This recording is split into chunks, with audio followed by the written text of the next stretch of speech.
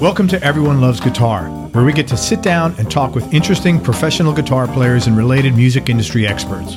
If you love playing guitar, stick around. You're in the right place.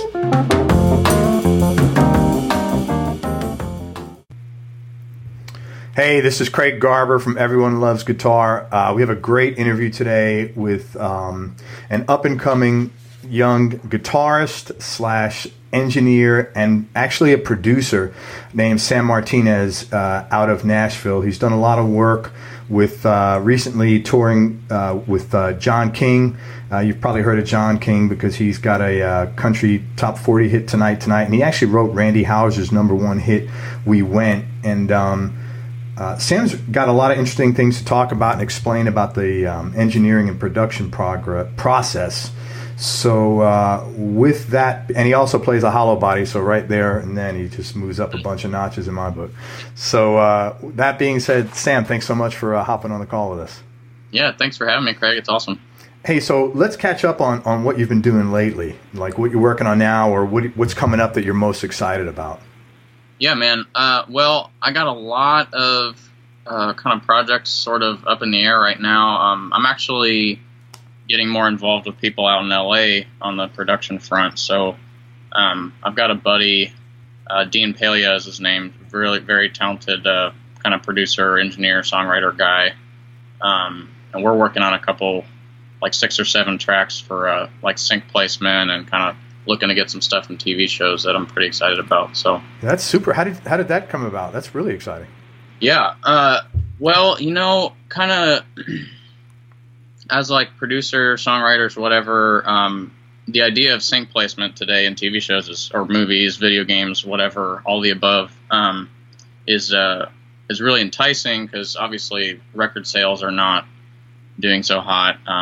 You know, with this whole changing environment in the music industry with streaming and and bootlegging and pirating, man. That's yeah. With all that, it's just kind of all the records are that side of things is kind of all changing and up in the air. So, what is still a great way to make your living is getting your stuff in on films, TV, video games, like I said, and that's what we call sync. It's short for synchronization. Okay. So sync meaning putting music to visuals.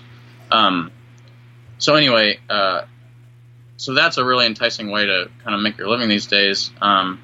It's really popular, ever popular. Like video games now have like amazing music. Like they're actively looking for great music to put on video games these days with the kind of like crazy advanced technology we have.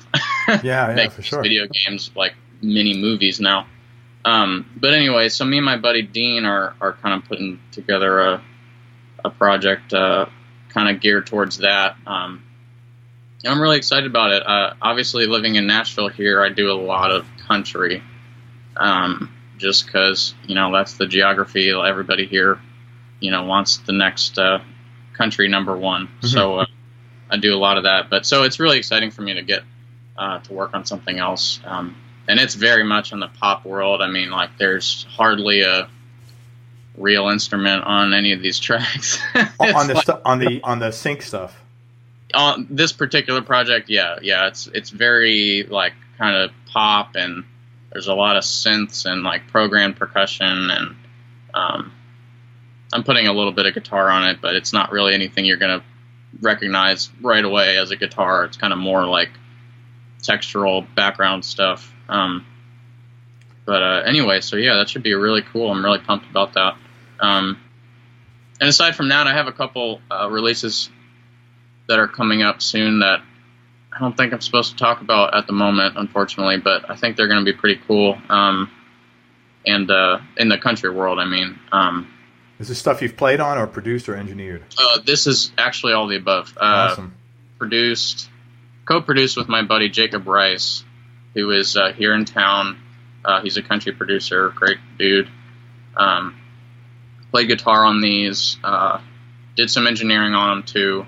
And I actually mastered them. Oh, wow. So, yeah. So that's pretty cool. let's take just a little segue. I want to explain, because you explained to me and I appreciate it. You say mastering. You said there's 3 kinds of engineering. Can you take the listeners through that? Because I thought that was very interesting. Yeah. You sort of have, in any project, you kind of have 3 sort of separate stages of the engineering process, which is sort of a subset of the overall like production process of an entire project.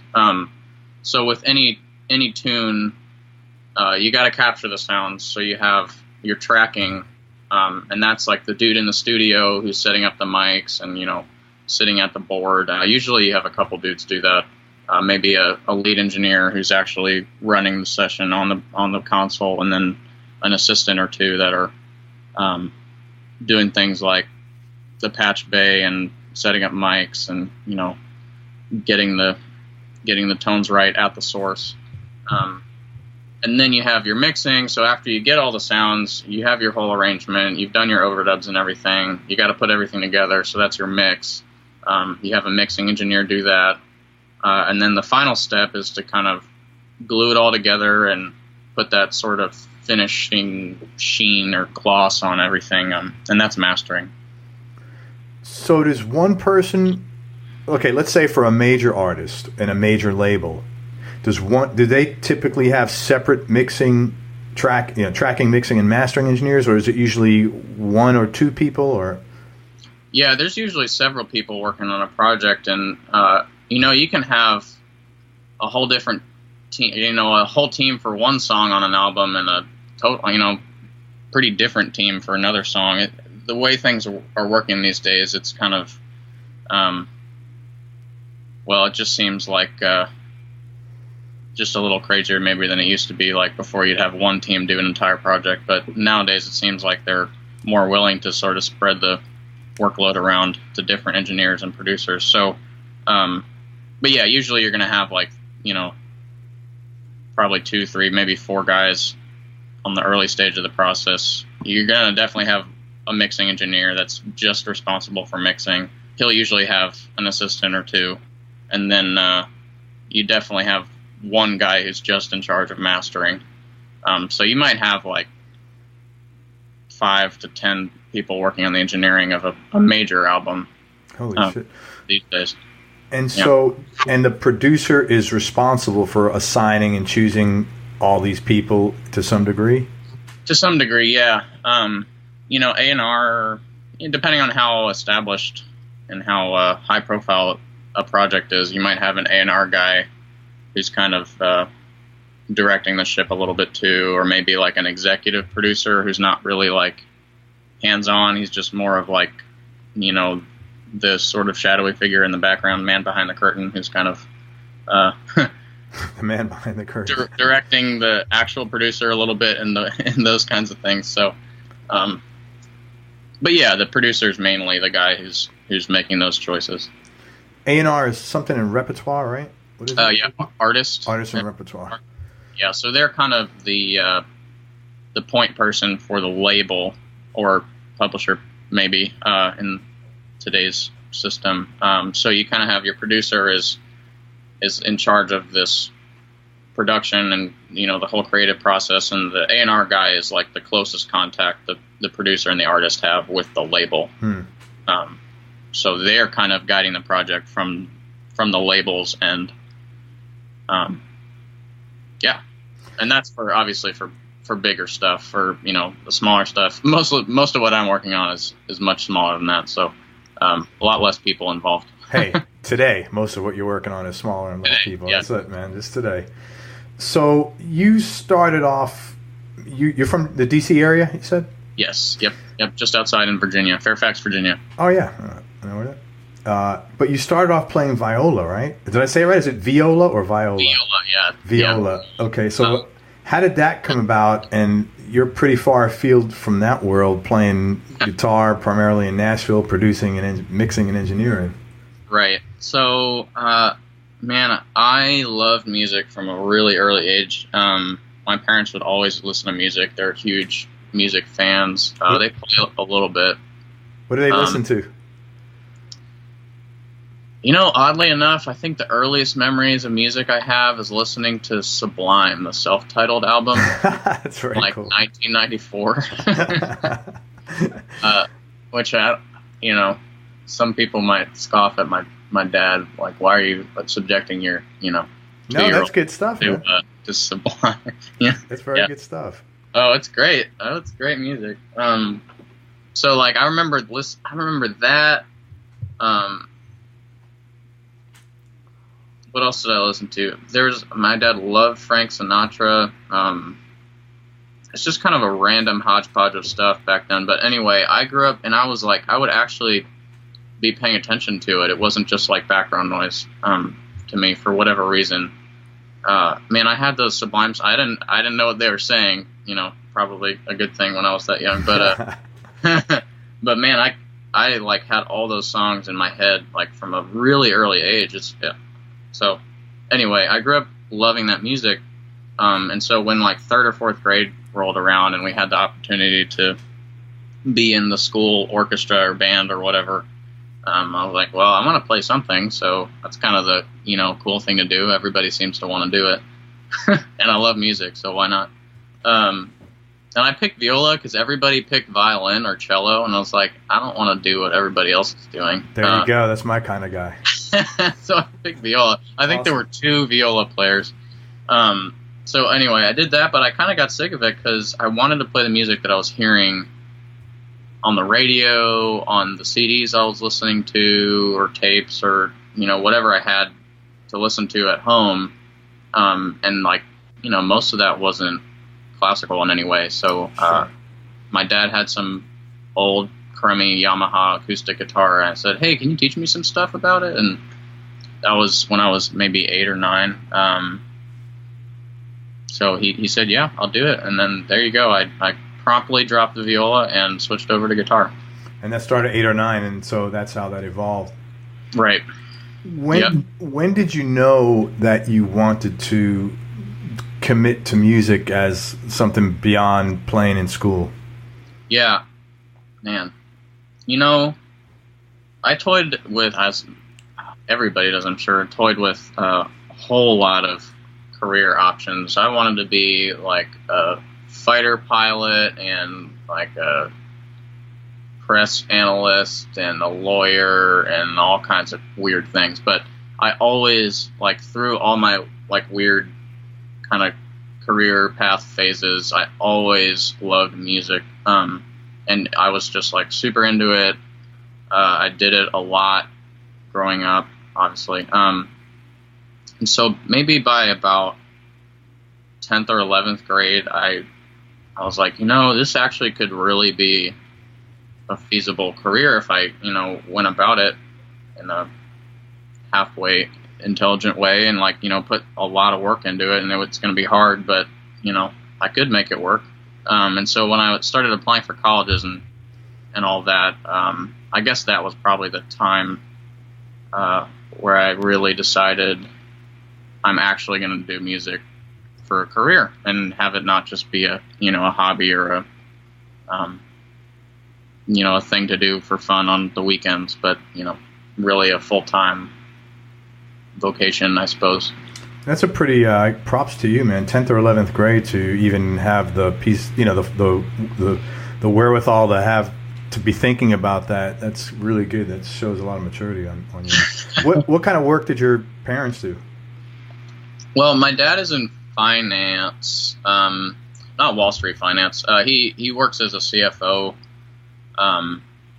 He's a CPA, so he's done like accounting. He's done auditing. For the last several years, he's done kind of like privately. He runs his own business now.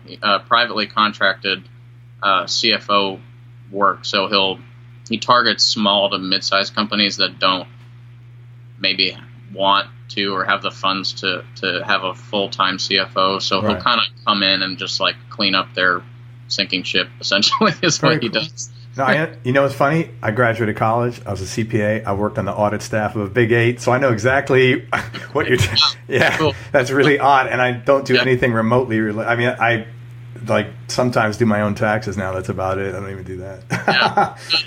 So he worked for KPMG and Pete Malrick. Yeah. That's so funny. Where was he out of?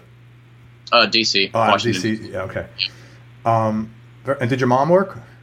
Yeah, she started working in banks, but after I'm one of four, so after the fourth one, she kind of went homebody for a while, and now she works at a church doing admin stuff, and she's a crossing guard. Actually, she's still a crossing guard. So she just does a lot of odds and ends and raised us. So that's very cool. It's funny that they were both sort of like in finance and. Well, they actually met at a bank, which is really funny. That is funny, man. And that pretty romantic, right? That's very funny. Okay, so so you decided, okay, I'm going to you went to Belmont, right? Correct. Okay. Belmont University.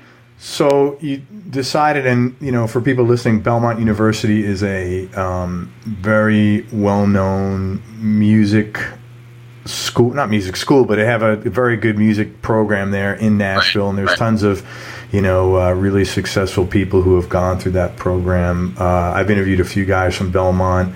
My co-host of the podcast, Jim Lill, graduated from Belmont, and Brad Paisley went there. I'm sure there's a whole who's who list of that they proudly show off on the brochures when they're asking you for your tuition checks. But so after I kind of know the answer to this, I think, but after you got out of school, when did you sort of, so you stuck around Nashville, you said, let me start doing stuff. When did it become real that, man, this is really happening now? I'm a musician. I'm doing what I love, whether it's playing or producing or engineering. Was there like something happened or?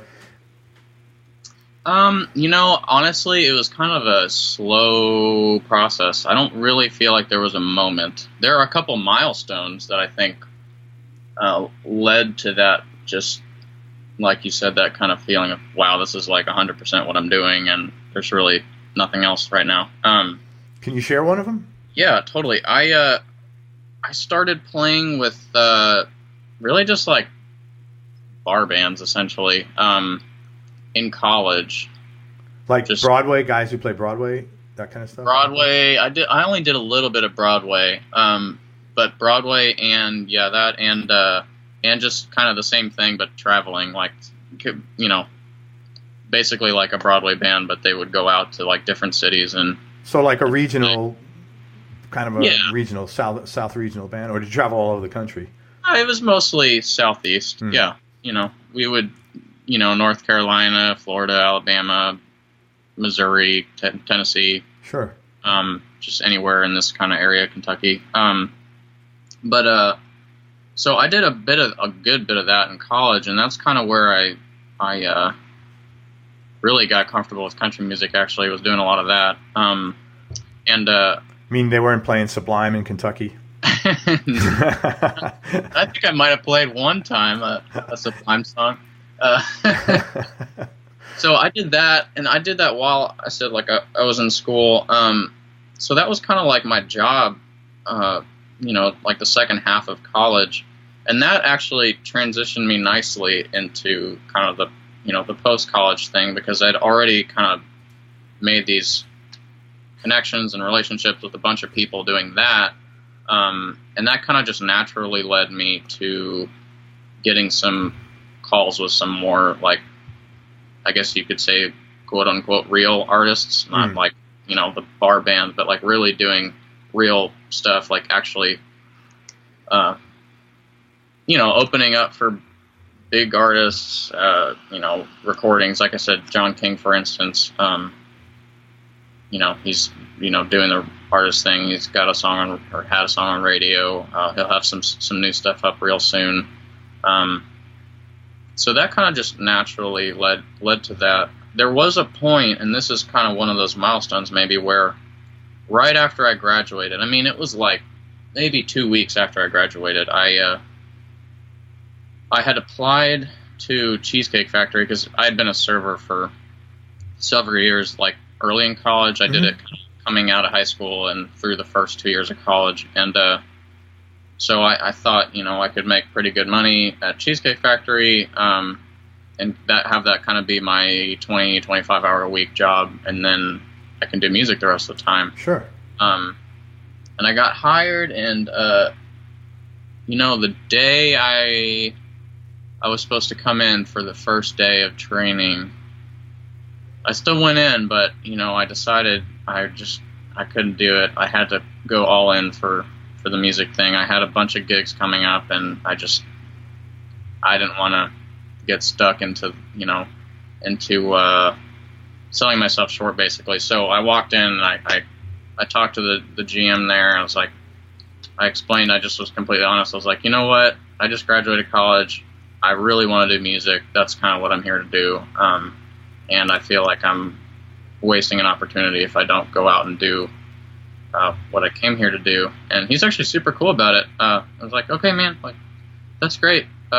You still have a job here if you need one. So awesome. That was good, but I haven't needed one. So thank the good Lord for that. Man, that's awesome. You have a very confident way about you. Like, I get the sense in talking to you that you're not like afraid, or like you have in your mind that this is your destiny, and like, not like you're possessed about it or anything, but no, but I mean, that's a very special gift, because that allows you to not be stressed about it. Right. Like, I just get the sense from you that, you're on this path, where, not exactly where it's going, but, you're taking it one step at a time, put one foot in front of the other, and you're comfortable in that. And I think that that is going to serve you very, very well over your career, because it when you're not stressed about stuff, when you like are sort of like, well, I'm exactly where, I don't mean to sound all like West Coast about it and shit, but when you're exactly where the universe wants you to be, there's a lot less stress involved in that. So that's awesome, man. I'm really happy for you. Either that, or you're an awesome bullshit artist, but I'm pretty good with picking that up, so I don't get any of that. You gotta fake it till you make it, right? I don't get any of that at all. So what were some of the biggest surprises or things that, lay people that are outside the industry have no idea, but what were some of the things that surprised you most about being a professional musician, or any aspect of the music business that somebody listening to this would say, holy shit, I never knew that? Yeah. Oh man, good question. There's a lot of that. I would say the first thing that pops to my mind is that it's just not, even in the high, kind of like the upper levels, it's not as glamorous as many people probably think it is. Playing on the road especially is like 90% traveling and 10% playing music. Yeah. So we do a lot. It's just a lot of travel and a lot of hard work when you're here in town. And that was a little bit of a surprise to me. I guess it maybe seems obvious now. I don't know if it sounds like an obvious thing to you or not, but I guess when I was first getting into it, I didn't really think about just all the other like weird little odds and ends that go into playing music. And I guess here in town on the production front, the production as a producer, you do a lot with like dealing with unions and paperwork and like budgets and scheduling, and it's kind of a lot of admin as well as actually doing the music. So just being a pretty well-rounded person in general, I think is a good thing instead of being a guy who's just been in the practice room for 15 years and doesn't really have any other skills besides playing bass guitar. I think it is really helpful to be a little bit more well-rounded today. And I guess that sort of like is a nice segue into networking, as within any industry. Might be more important than your skill on any particular area, instrument, engineering, whatever. That was a little bit of a surprise to me, but I think it's a truth that if heeded can really help anybody who's kind of getting into the music industry. Definitely surprised me. So in a sense, just to clarify that, you're saying, and I think everything you're saying makes total sense as a new person going in through it, just like anybody does and learns in any business aspect. I mean, you can be the best, whether or not you're the best guitar player in the world is irrelevant, but if nobody knows who you are, or if nobody likes you to say, hey, Sam, my buddy's looking for a guitarist, then it doesn't mean jack shit, is basically what you're saying. Yeah. Well, I think that's the reality of life in any business. I mean, and I've been guilty of that myself at points in time in my career where, you don't make money sitting. I've been self-employed for 20 years, but at times I've been like too isolated, and you don't make money sitting in your house, no matter how good you are at what you do. If nobody knows who the hell you are, if you're not out there talking to people, not like ass kissing or, just like getting out there in the world and talking to people. Yeah. And it's an important part of getting places, Right. It's actually, that kind of makes me think of something else related to the getting out and kind of talking to people, is that a lot of these auditions for artists, for the side guys, the guitar players, the drummers, the bass players, whatever, what have you, they are probably 95% about your fit within the band and with the artist as a person, rather than your playing. It's probably like 5% playing and then 95% everything else. Sure. By the time you get in these auditions, like, most of the people can play great. Like, you're not usually too concerned with that. I mean, yeah, it does come down to that a little bit, but, I mean, if you're me, I guess, if you're a 24-year-old guy who definitely looks like he's from the city and not from, a ranch in Texas, then you're probably not going to be playing with George Strait. You're not going to get that audition. Hey man, I think you sell yourself short. To me, you could fit in anywhere, honestly. Yeah. No, I think that's in your head. I would never think, oh, this is a guy from the city, whatever. You look like you fit in anywhere. Well, thanks. Yeah, man. Yeah. So, anyway, that was a little bit of a surprise to me too, and maybe something that would surprise other people is getting in these auditions can be a lot less about your playing than your appearance or your demeanor or your energy and all that stuff. So, well, that makes total sense, because I was talking to another artist, and he's a hired gun guitar player, and he happens to play with a lot of young ladies, young girls your age. Yeah. And it was really funny. I'm clicking on him, and everyone was like, Barbie better looking than the last one. I was like, oh my God, you poor guy. You have to sit down and hang out with, gorgeous women. I mean, I wasn't looking at them like that because they're kids. They're like my kids' age, But it was like every one of them looked, they all had this look. They were all like blonde hair, blue eyes, nice figure, blonde hair, blue eyes. Every one of them, and so that doesn't. It's there's a typical mold. And, some of this is salesmanship, and if that's what the country buying public wants, then that's what the labels and the powers that be that are sinking money into grow these artists are going to give them. It's just, you have to give people what they want. And I'm sure that changes periodically. Maybe in 5 years it'll be, Latino women singing country tunes. Who the hell knows?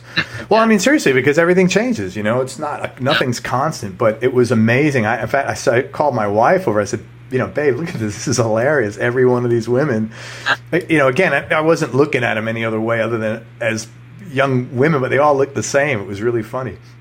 Yeah, they might be looking out for the next Taylor Swift, I think, if it's still going on. That's what it looked like. I mean, So you have a lot of influences musically. You started off playing viola classically. You got turned on to music by Sublime, and you're playing country now. What's your favorite music to play, and who were your primary guitarists you're influenced by?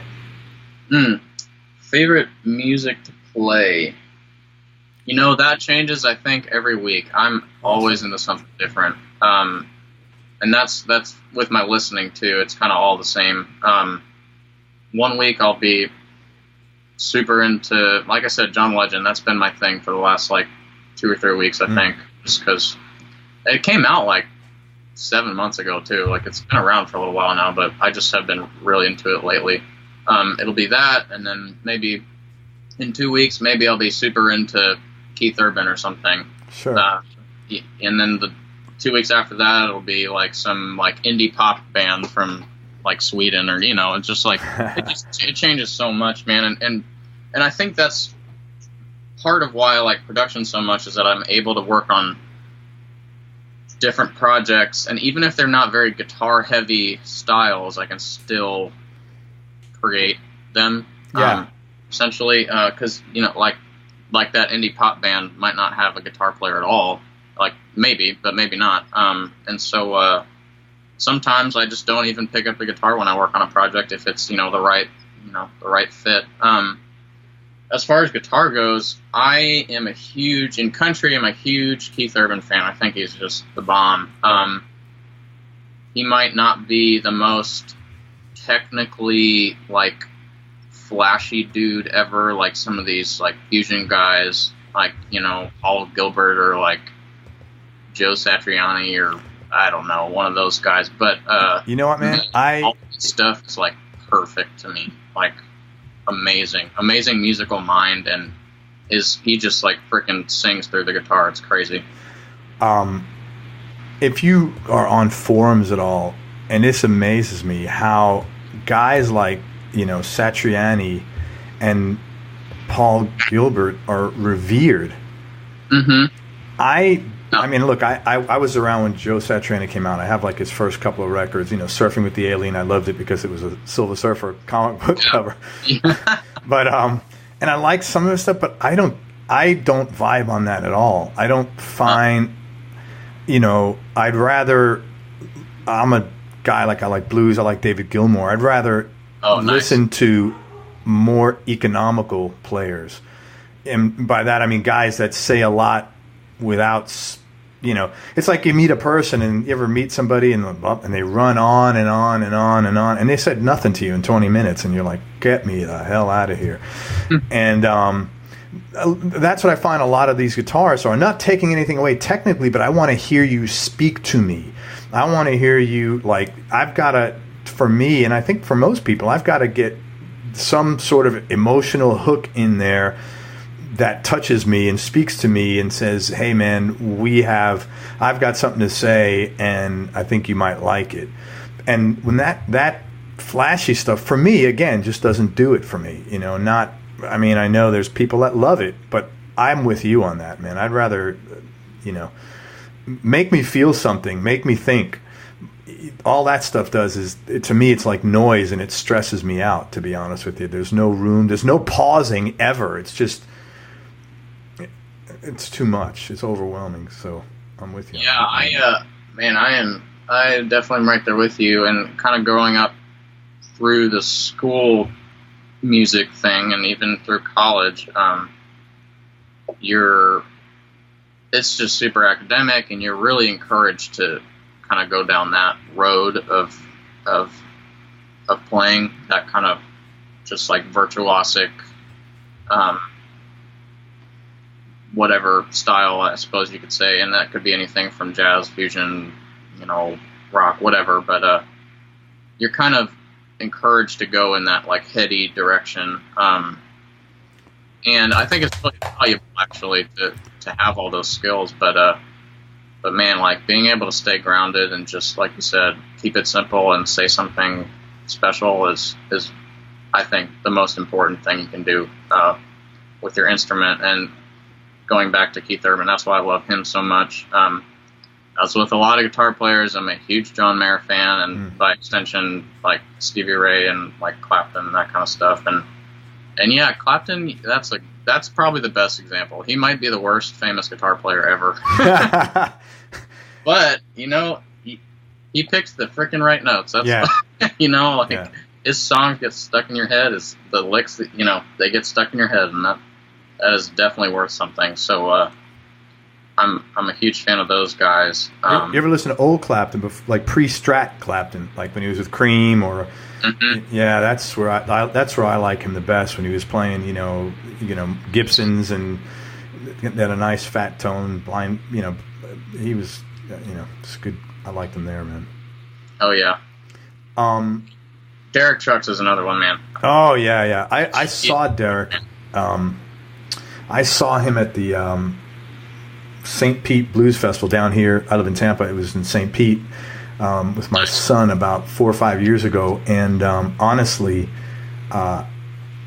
it was. I've never had an experience like, I've probably seen 100 concerts, and we were sitting like second or third row. They closed out with a Bob Dylan song called "Down in the Flood" that they close out a lot of shows with, and I walked out of there, man. I'm getting goosebumps now just remembering it. Like, I have never seen anybody do that to a guitar. I mean, it was like a spiritual event for me, I'm not that guy. But this was like, I couldn't speak. I didn't even know what to say after that. It was like, that was a once-in-a-lifetime thing that, you know, I feel so grateful to have seen. Oh, God. It was phenomenal. And I've seen him with the Allman Brothers, and totally different when he's playing with Tedeschi Trucks. You know, he opens up, man. I mean, not that he was bad, obviously, the Allman Brothers, but he's playing within the constraints of that band. He's just, wow. It was just, again, speechless. I've never seen that in my life. It was He is a special guitar player, special musician for sure. Do you still practice guitar? Oh yeah, because you know, I spent 4 years in college doing almost exclusively that, and now my practice is kind of take us through what your practice is like.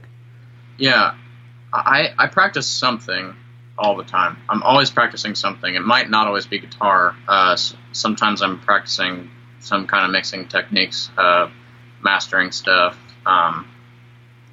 Might be some kind of production, like synthesis or something, like within a synth on the computer or something, or learning something. But yeah, man, I'll pick up the guitar and I practice. Sometimes I'll go super heavy, and I'll do like a month of pretty heavy practicing a guitar on whatever thing I might be interested at the time, and sometimes I won't practice for, you know, another month. I play guitar every single day for probably like 8 hours. That's awesome, man. I would love to do that. Holy shit. Yeah, I would love to do that, man. It's a lot of freaking guitar. So sometimes I just like don't want to practice because I'm already playing for like, you know, for so long. But that is practice. Right. That's kind of where I think to discount that, I can understand what you're saying, but I think to discount that to like zero is a mistake, is unforgiving. I mean, you know, I don't think that's realistic. I think if you're playing 6 hours, 5 hours, even 4 hours, something, you know, to beat yourself up and say, oh, I didn't practice, I don't know if that's doing yourself a justice. But I understand what you're saying, you know, as far, to me, practicing is doing something that's going to keep you better or keep you consistent. I mean, you know, guys in the NBA, they're taking foul shots. Is it practice? Yeah, that's practice, you know? I mean, totally. So I don't think it's any different. Yeah, it's actually kind of where I was going to go with it is doing a lot of this recording is actually like kind of practice in and of itself. Like you were saying, it forces you to be really, really precise, really musical, and kind of like what we talked about, like really concise in that you need to say a lot with, you know, kind of a little bit of playing, and it's got to be on, like pretty much, you know, the first take. So playing with a lot of precision, is something that I've been getting a lot of practice at, and just kind of on my daily routine with a lot of this studio stuff, which has been really cool, and not something that a lot of people, I think, practice a lot. And I think that's probably one of the most important ways to practice is getting really good at playing simple things and kind of working up from there, just with the same level of precision every single step of the way. So anyway. No, that brings up an interesting question. So as a session studio guy, you walk in, you know nobody in there, or you may know somebody, or you may know who they are, but it's not like, you're, for the most part, I would imagine it's not like you're good buddies with everybody in there, like on a, drinking coffee or having a beer basis. How much pressure do you feel going in there? And not only do you not know these people, but you've got to play a piece of music that maybe you've even never heard before. And you've got to play it like pretty damn precise to keep your job. What kind of pressure, or how much pressure, or what are you thinking about, when the drummer does the, 1, 2, 3, what's going through your mind right before he says 4? Well, I will say, as a young guy who's kind of like trying to make his way, I do feel a good bit of pressure. But what it comes down to is, in the moment, you just kind of do it. And that sounds like really lame and like not a good answer. No, but it sounds like an excellent answer, actually. Yeah, you spend all this time practicing and all this time listening to music and all this time, playing and, working out your tones with your gear and just figuring out all this different stuff. Like when it actually comes, and this is a sports thing, a lot, when it actually comes to game time, you're not thinking anymore. It's got to be second nature. You've got confidence in your preparation, is what you're saying, right? Yeah. And granted, when you're looking at a brand new song, you just charted it, and you've never heard the thing before. Yeah, you're gonna have to think on the front end and be like, what am I doing here? But when you get, when the click track is rolling, you gotta just kind of play the music. And ideally, you're not thinking too much. You're just invested in the music, and you've kind of taken it in, and you're kind of putting back out whatever voice you want to throw on the project. So that's in a perfect world. We're all imperfect. So yeah, sometimes I will kind of put more pressure on myself than I need to, and I will think about it too much.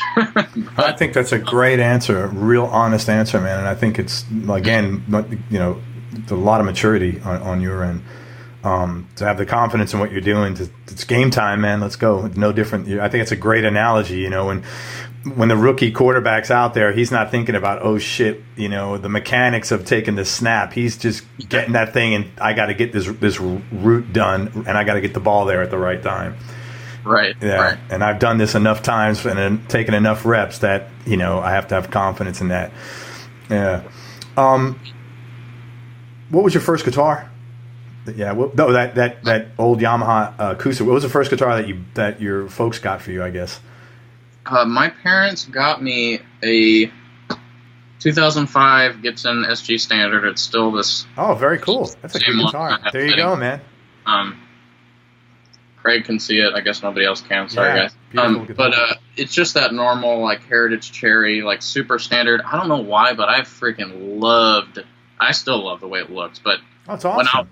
They got it for me when I was 13, because I was just really getting into guitar. I'd been playing on that crappy Yamaha for 2 years. I guess longer than that.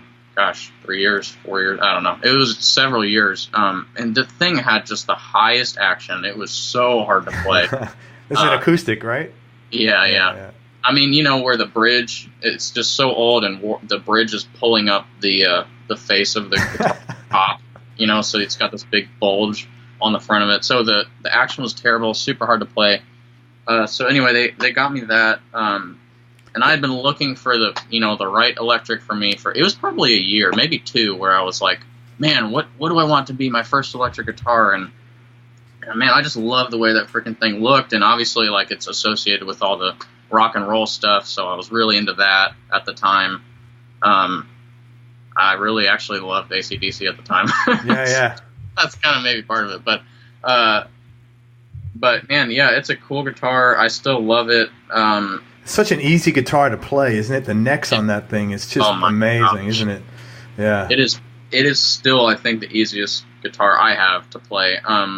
It's tough, man. And as you know, the way the neck is set up makes it hard as hell to keep in tune while you're playing, because you can bend that thing like so easily. Like the strings will get bent out of tune right away, and in a studio setting, like, that's pretty important.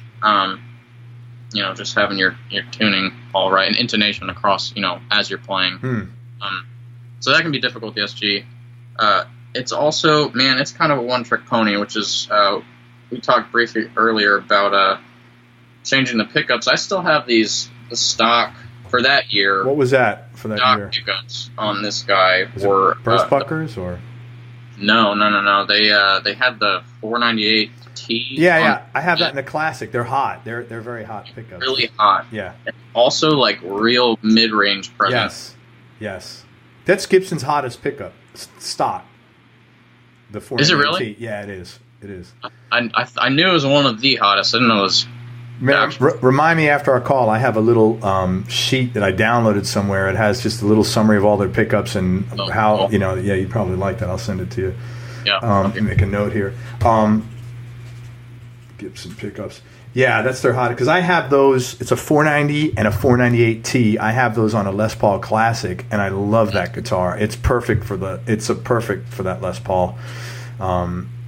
It's a little much mid-range for me on the SG. It makes it a little bit, opposite of versatile. It's pretty specialized. Like, I can only use it for like a couple of things, and it does it super freaking well. But yeah, it's when you want power and you want that classic sort of Les Paul sound. That's it, but it's not too diverse outside of that.